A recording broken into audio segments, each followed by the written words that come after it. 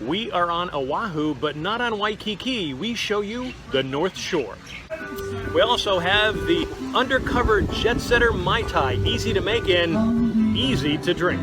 We introduce you to a great Chardonnay that has a Hollywood past. And you can't go to the Masters? Well, we have the next best thing. The pros come to you.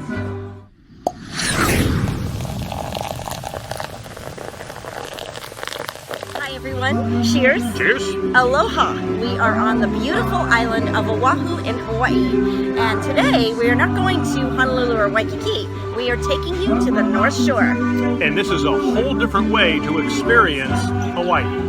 When you're on Oahu, a trip to the North Shore is a must. It's about an hour drive from Waikiki, but well worth it. You really owe it to yourself to see this side of the island, which offers everything from beautiful beaches and waves, which can be huge in the wintertime, to delicious food and drinks. This is more local culture than what you will see in, say, Waikiki.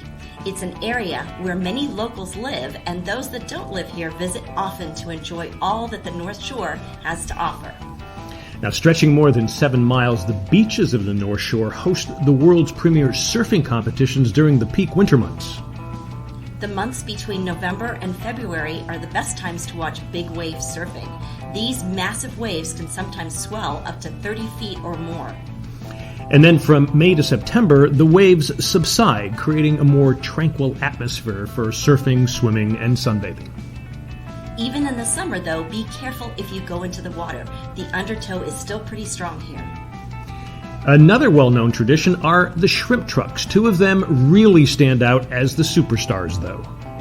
They are Giovanni's and Mackey's.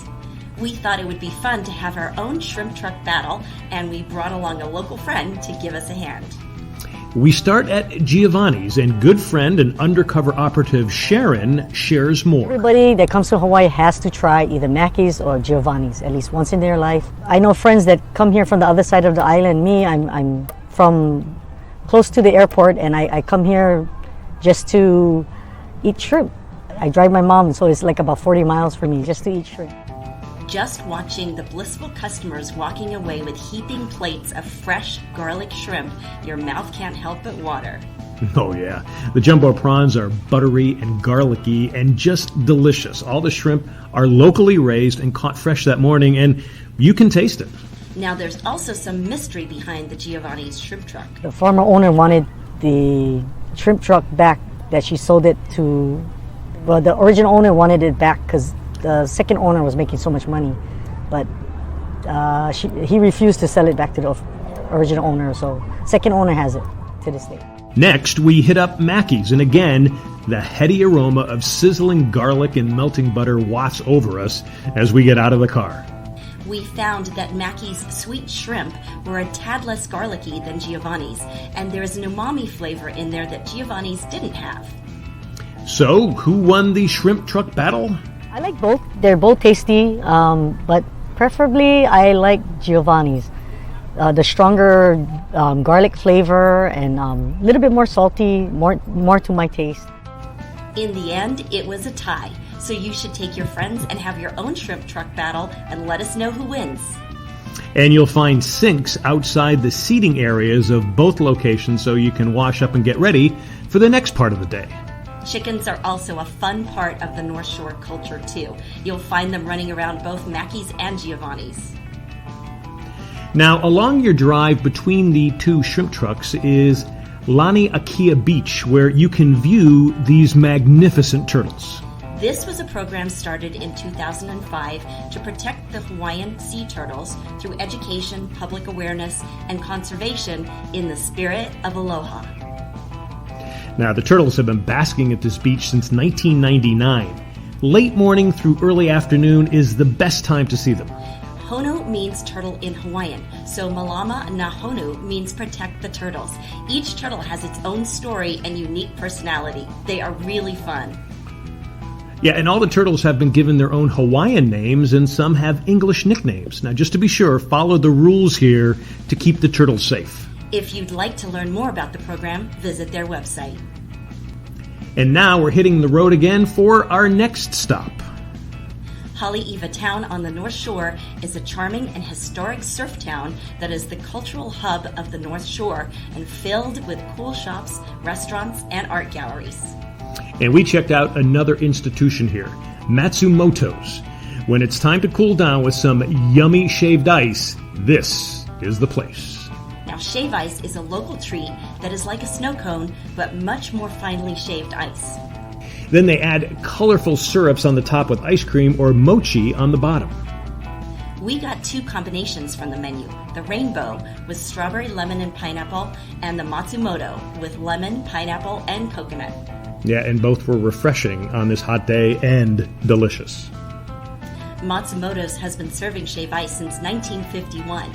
Visitors from around the world will stand in line for over an hour to get their hands on this stuff.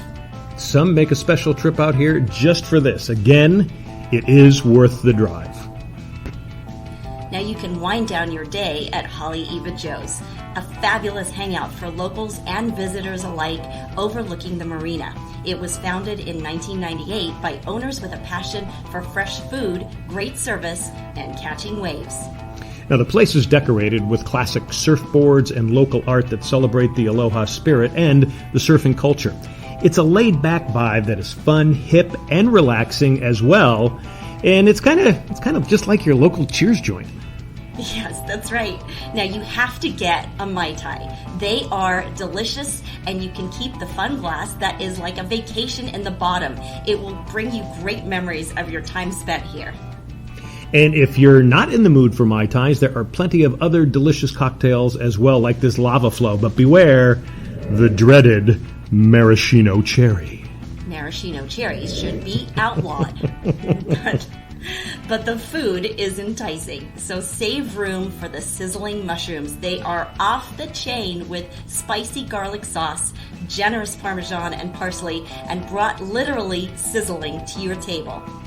We also enjoyed this flavorful dish called Emma's Poke. It's lightly marinated fresh ahi with a spicy soyu sesame sauce, scallions, and sesame seeds, all served on top of a ginger and cabbage slaw. And then there were these sticky ribs, a lethal combination of a half a rack of baby back pork ribs, perfectly roasted with soy ginger and hoisin glaze. Oh yeah, they were falling off the bone, served with rice and green papaya ginger slaw. Now don't be surprised if you bump into a local surfing celebrity or two. They love hanging out here. It really is the place where everybody knows your name, and as they say at Haleiwa Joe's, sandy feet are welcome. Haleiwa is a far cry from the excitement of Waikiki, and that's exactly how the people of the North Shore like it. Absolutely. So take a day and drive out to the North Shore. It's a special place on Oahu that you really won't want to miss. And really, there's not a lot of accommodations out on the North Shore. Really, your best bet is to take a day trip or stay at Turtle Bay. Yes, and if you go to Jetsetter Deals, they can set you up with everything you need, and they'll find the best place for you to stay to experience all of the island, but especially the North Shore. And when we come back, we're going to show you the Undercover Jetsetter version of the Mai Tai.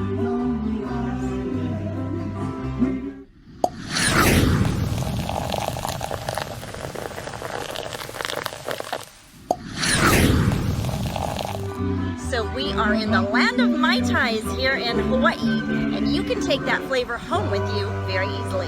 And behold, the Undercover Jetsetter Mai Tai.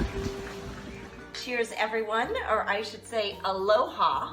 We are going to Mai Tai land today, and John has made for us a delicious Mai Tai, not your traditional Mai Tai, but even better. A little different. I'm a little nervous about this because you were a Hawaii resident for many years, so you know good Mai Tais. Yeah, well, I am kind of a Mai Tai-aholic. Yeah, I love tiki bars too. Yeah. So this is something in Hawaii. We've actually had it when we've been in Asia and tried it different ways. And there's many different ways to do a Mai Tai. I do mine a little different. So one of the things that I do, I use 3 different rums. So I'll use a gold rum, I'll use a spiced rum. Costco is a really good spiced rum. And then I'll use the dark rum. So at first I'm going to put in an ounce of the gold, an ounce of the spice, and only a half of the dark at first, and you understand why. And that's per drink. That's per drink. And this is the key. you put in about a half ounce, maybe an ounce of amaretto. That's an Italian liqueur. And to me, that's what makes a Mai Tai a Mai Tai. And the irony is that you have an Italian liqueur that makes a Hawaiian drink go boom, which is great. Then I take fresh squeezed orange juice. So I take an ounce of that. I take about half of an ounce of a fresh squeezed lime. I put some mango juice in there, and then pineapple juice. So those are the key. Now, do you always have to use mango juice, or you mentioned cranberry? I think you should use mango and pineapple. That should be the basis of it. So I would say, yeah, I would think you should. You got to have some orange in there. If you had guava juice is good. Cranberry, to me, is a nice choice. Again, make it the way you want to do it. So you mix that up. You mix it all together. And then you use the float. You go back to the dark rum. Gotta have the float. You gotta have the float. Not a Mai Tai without the float. And put the float on there. So if you're going to sip it, you're going to get a lot more of the dark rum. So the dark rum and amaretto, to me, are what really makes the taste of it. So if you're gonna sip it, you're gonna get a bit of the dark rum right off the top, which for some people is great. For other people, throw straw in there. Mm-hmm. So this way Mix you're gonna, it about. or you're just gonna get everything in there once you get the straw in there. So you can do that. You can make a Mai Tai on your own the way you like it. Some people like it a lot sweeter. I like mine just a little bit on the tart side because I want to taste the rum. I like the rum taste in there. So now the other thing you can do is, which you should be doing, is putting maraschino cherries and maraschino juice in there. No, do not do that. Oh no? He's mean to me. I hate maraschinos. They're the bane of existence. Do not use that horrible, dreadful stuff. If you want to have cherries, eat fresh, lovely cherries. They're very delicious. Maraschino cherries are just cherries soaked in sugar for like years, and they're old and they're bitter and they're sweet, all combined together. They're yucky. You don't want to have them. There you have it. Commentary on a maraschino cherry. What I love about it is you've come up with something completely different, and yet it tastes delicious, and it's all fresh ingredients, not ingredients with a lot of sugar and a lot of preservatives that you don't need in your life. It's really a healthy Mai Tai, which it is traditional in the sense that you've made it from all natural things, which is a beautiful thing. Yeah. Well, thank you. And we should also say that rum obviously has a little bit more sugar in it than most of them, so just be a little careful with it. And because there is a lot of liquor in there, drink it at home and stay at home. Yeah, at home's a good place to have it. But Trey Bella. Yeah, mahalo. Now, once you fulfill your Mai Tai needs, how about a great Chardonnay? Actually, we have one that changed the course of history for California wine.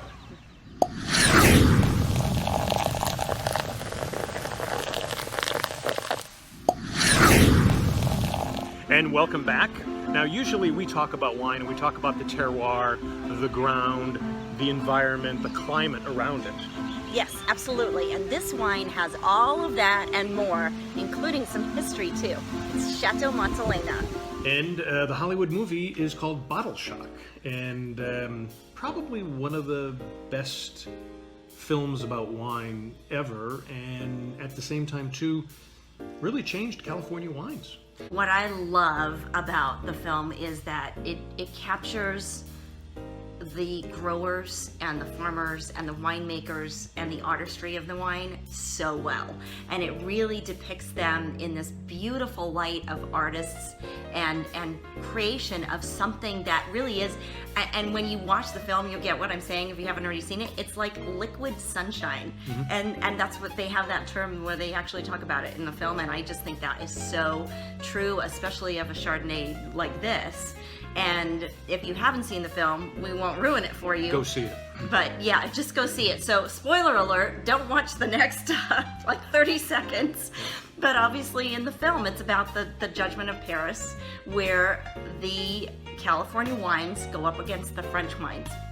But it really changed the region. I mean, it really changed, it put California wines on the map because they were going up against all of the Chardonnays and the white Burgundies there. And they won. And everybody was kind of like, huh? And shocked. Every Hence single the name Bottle Shock. Right, and 1976. every single judge voted for them. A blind vote, blind tasting, voted for the California wine. This Chardonnay, not this one because it's a different year, but the Chateau Montelena Chardonnay, you know, and it shows you the trials and tribulations that they went through just to get there. And they were, now, if you know wine, you know Chateau Montelena. It's a very expensive wine. I mean, well, I wouldn't say very expensive. It's a medium-priced wine, but it's probably out of a lot of people's budgets. But if you want to splurge, you got to taste it just once, because it really is, it's something special and it's different. And we love oaky buttery, and I would not call this oaky buttery. No, and I agree with you. This, I can understand, and again, this is not the same wine that was judged 30, 40 years ago, but obviously from the same grapes. Same vineyard. I can understand why the French judges would like this. Yeah. Yeah, it's not over the top oaky buttery. Not that there's anything wrong with that. But what it is very well balanced with like citrus and cream. And I think that's where it, like the finish of it, we were describing it as a really beautiful French champagne. The way that finishes with that just creamy finish, it's very much like that, but without a lot of oak. It's got a lot of citrus. I think in the tasting notes they talk about lemon meringue, creme brulee. All of that is very true. It's a beautiful wine. This is something that you can have. For instance, we tried it with goat cheese. Fabulous with goat cheese. I could see having this with fruit, just having something in the afternoon. At the same time, too, I could see having this with a chicken dinner. A really well done, nicely prepared chicken dinner. This would go perfect with it. I'm almost thinking the steak is going to be. I'd like to try it. You know, I think it would go great with duck. I think it would be really good with duck. Absolutely. Pork, obviously, that's kind of a no-brainer. Oh, salmon, hands down for sure. I mean, even if you did like a smoked salmon caviar kind of like opening with this, be beautiful. Shrimp, any kind of seafood, be fabulous. But it just reminds me, like if you picture a really beautiful French champagne without the bubbles, that's the flavor that it reminds me of. I mean, it really is, it's hands down like one of the most diverse Chardonnays. I think flavor-wise, it's got so many layers, and depending on what you eat it with, like you said, we had it with goat cheese. I'm dying to try it with this truffle cheese. It really changes its flavor profile. It's so unique, and it's really just a beautiful wine. And the longer you have it open and the warmer it gets, it changes. Like even as we're sitting here, from when we first tasted it with the goat cheese, which was before we started rolling the cameras, it's changed already, and it's so beautiful. It's just a beautiful, delightful glass of wine that you can drink with a lot of things, or on its own for that matter. Yeah, so treat yourself in a little history, and we're gonna enjoy this, and then we're gonna probably go for another wine that she'll cry over as well. Indulge in some liquid sunshine.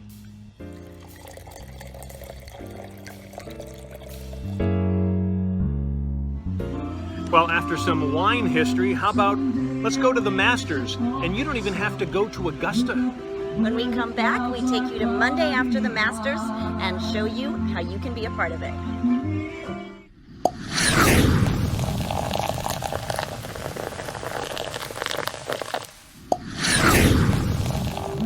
Golf fans, you probably have going to the Masters on your bucket list. But for golf nuts, there's another Masters tradition you've got to take a look at.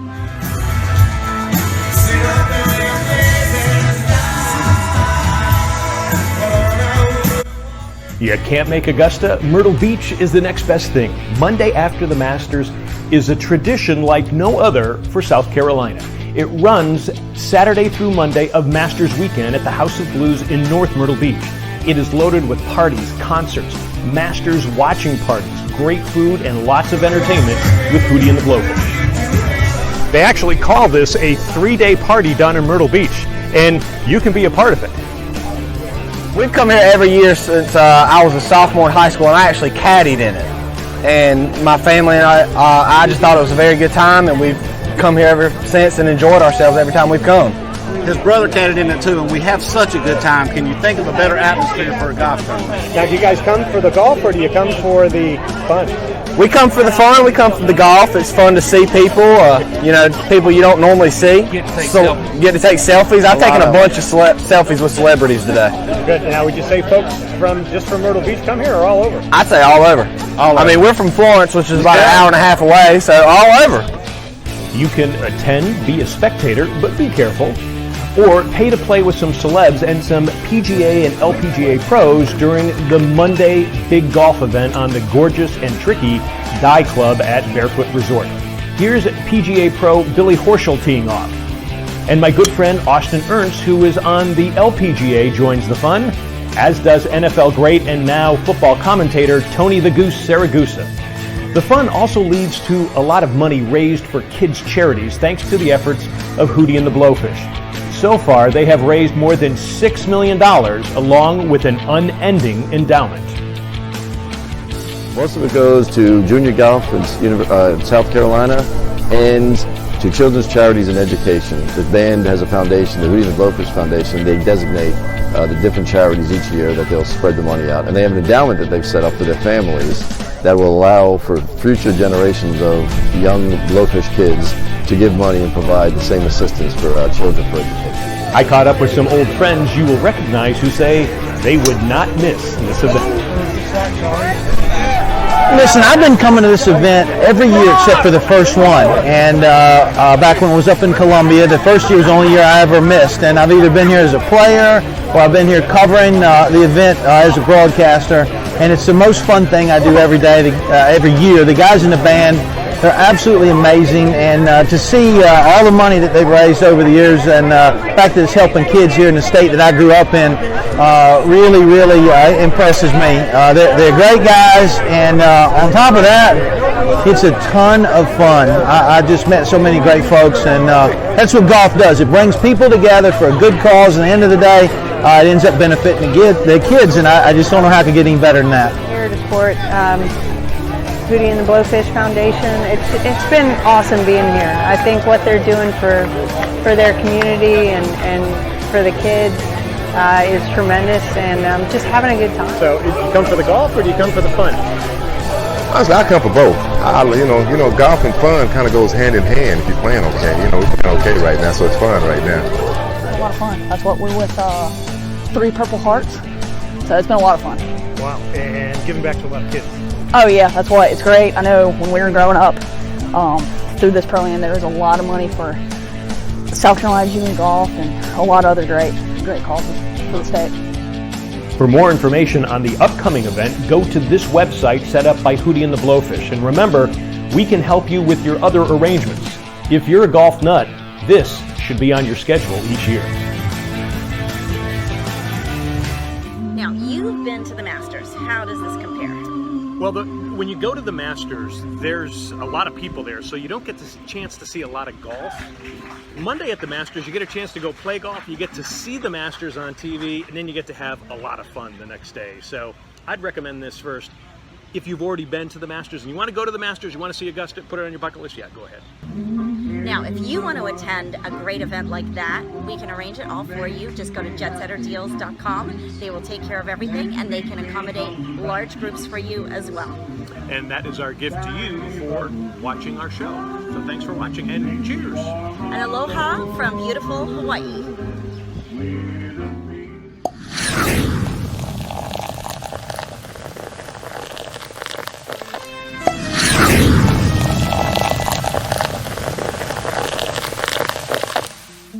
And cheers, welcome back everybody. We've gone into the kitchen and to give you another Undercover Jetsetter drink. And this one. Wow. We're actually tasting it for the very first time. We've never had this before. This is called a Rosemary White Lady. And I would say you don't have to be a lady to drink this. You can be a man to drink this. Oh yeah, and it's a manly drink, believe me. that packs a punch. And it's got a little bit of a kind of a Hemingway background, even though we've kind of recreated it from an old drink back from the early 20th century or so, because it was in New York. It was actually at Harry's New York in Paris. Yeah, exactly. Harry's New York bar in Paris, which Hemingway frequented quite often.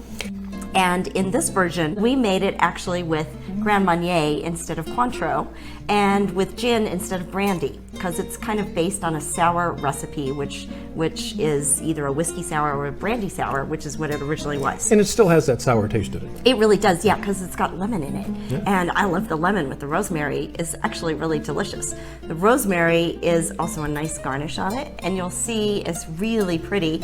And here's what makes this drink so different. It's got egg whites in it.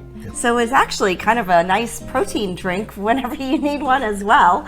It's one of those Bloody Mary snack within a snack. It's a protein shake in a cocktail kind of a thing. But as a result of having the egg whites in there, you got to do things a little differently, because normally you're going to put the ice in first, but we do it a little differently. So let's kind of go through the recipe for folks. Yeah, so what we want to do is we're going to put all of our ingredients in first.